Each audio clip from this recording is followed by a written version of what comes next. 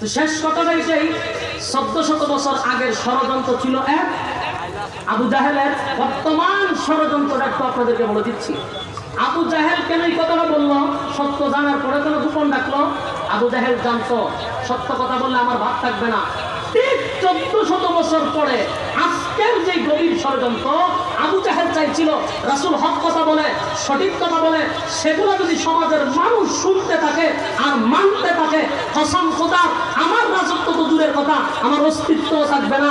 1400 বছর পরে ওলামায়ে কেরাম যেমন ভাবে হক কথাগুলি সমাজের মানুষের কানে কানে পৌঁছায় দিচ্ছে, যেমন আমাদের মধ্যে শাইখুল হাদিস ইবনে শাইখুল হাদিস বাংলার এক জিন্দা শাহজালাল আল্লামা মামুনুল হক সাহেব হকের কথা বলেই যাচ্ছে। এই হক কথা যদি মানুষের কানে কানে পৌঁছায় যায়, মানুষ এই সমাজে আর সাদাবাজি টেন্ডারবাজি করবে না, দুর্নীতি করবে না, জেনা ব্যভিচার লিপ্ত হবে না। সম্মানিত শুনি, দর্শনের সেঞ্চুরি হবে না। তাই এখনকার ষড়যন্ত্র শুধু শেষ করে দিচ্ছি, 5 মিনিট সময় আছে। এখনকার ষড়যন্ত্র হচ্ছে 1400 বছর আগের যে ষড়যন্ত্র, বর্তমান একই ষড়যন্ত্র। আবু জাহেল রাসূলের বিরুদ্ধে একটা মিথ্যা অপবাদ দিছিল, রাসূল পাগল। রাসূল পাগলটা কেন বললো? মিথ্যাবাদী কিন্তু বলছে না, বলছে কি পাগল। পাগল কেন বললো?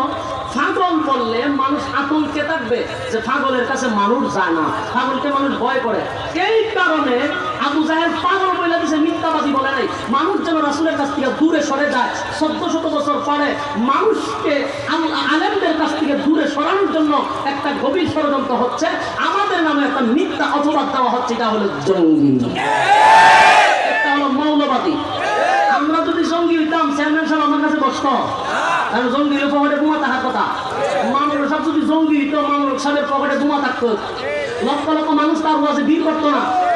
তাহলে উদ্দেশ্য কি? জঙ্গি না, উদ্দেশ্য হলো 1400 বছর আগে রাসূলকে পাগল বলে মানুষের কাছ থেকে দূরে সরানোর চেষ্টা করছিল।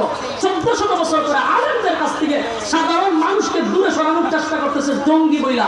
জঙ্গি বললে মানুষ আতঙ্কে থাকবে, ভয়ে থাকবে, আলেমদের কাছে মানুষ আসবে না। তাহলে শেষ হইল কি?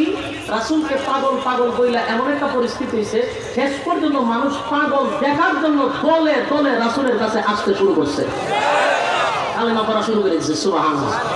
জঙ্গি জঙ্গি মাদ্রাসা পড়া অবস্থায় শুনতাম খালি জঙ্গি মৌলবাদী শুনতে শুনতে এদেশের মানুষ এখন জঙ্গিদেরকে দেখার জন্য লক্ষ লক্ষ মানুষ আলেমদের সামনে ভিড় করে, জুড়ে কোন দেখছি না। ষড়যন্ত্র করে দূরে সরাইল না কাছে আনলো? আল্লাহ রাসূলের কাছ থেকে, নবীর কাছ থেকে সাহাবায়ে কেরামদেরকে দূর করতে চাইছিল, কাছে আসছে না দূরে গেছে? এখনো উলামায়ে কেরামদের কাছে মানুষ আসতেছে, দূরে যায় নাই। ঠিক কিনা বলেন? আল্লাহ সবাইকে বোঝার তৌফিক দান করুক, সকলে বলে আমিন। আমার জন্য দোয়া চাই, আল্লাহ যেন আমাদেরকেও দ্বীনি কথা বলার সুযোগ করে দেয়, উম্মতের জন্য যেন